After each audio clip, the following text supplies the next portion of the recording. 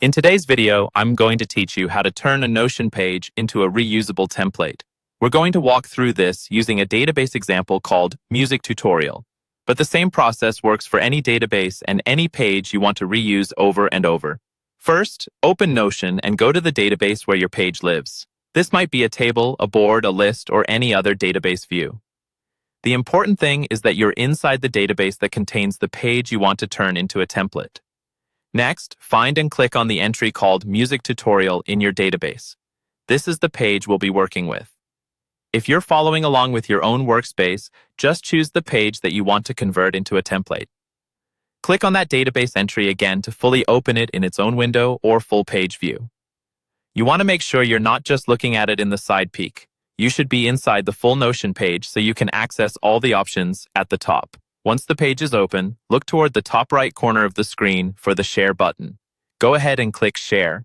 This is where you control who can see the page, and it's also where we'll publish it as a template. In the Share menu, select Publish.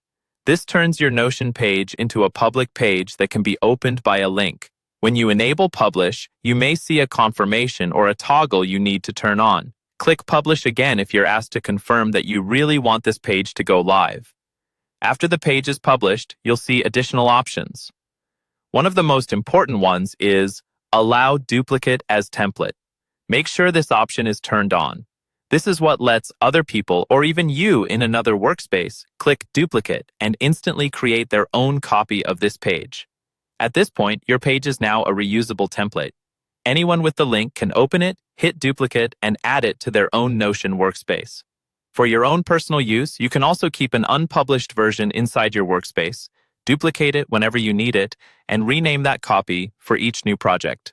So to recap the flow, open your database, open the specific page, use Share, choose Publish, confirm, and then enable Allow Duplicate as Template. Once that's set, your Notion page is ready to be reused as many times as you like.